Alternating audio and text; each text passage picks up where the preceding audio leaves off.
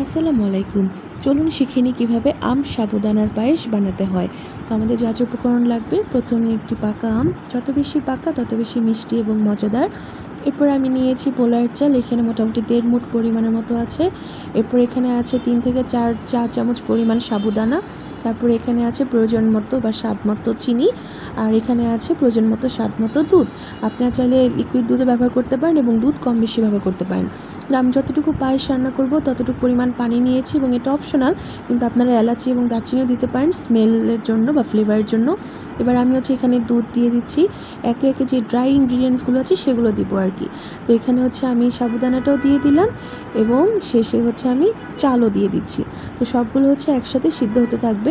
এখন কিন্তু আমি এখানে চিনি দিব না, তাহলে কিন্তু চাল সিদ্ধ হবে না।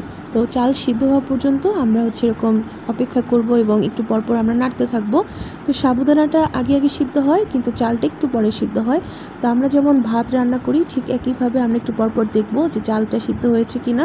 তো দেখুন আমি এখানে চাল সিদ্ধ হয়েছে কিনা দেখার জন্য এরকম হাত দিয়ে একটু ভেঙে দেখছি আঙুল দিয়ে। তো একদম নরম হয়ে গেছে, তো তার মানে সিদ্ধ হয়েছে খুব সুন্দর মতো। তো যেহেতু সিদ্ধ হয়ে গিয়েছে, এখন আমি চিনিটা দিয়ে দিচ্ছি।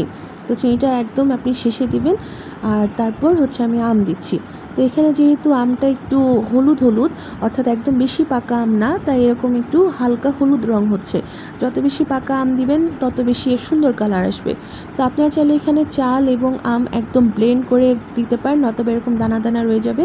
এটাও খেতে মজা, আবার একদম ব্লেন্ড করে ফেললেও কিন্তু খেতে মজা হয়। তো আমি একটু সুন্দর কালার আসার জন্য এরকম জর্দার রং দিচ্ছি। আপনি চাইলে স্যাফরন অথবা ফুড কালার দিতে পারেন, এটা অবশ্যই অপশনাল।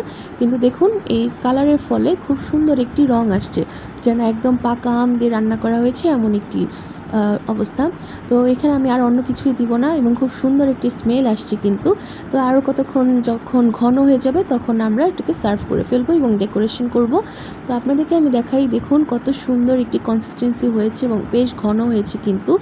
আর সুন্দর করে এখানে চাল এবং সাবুদানাটিও দেখা যাচ্ছে এবং খাওয়ার পরেও মাশাআল্লাহ অনেক টেস্টি হয়েছিল এটা।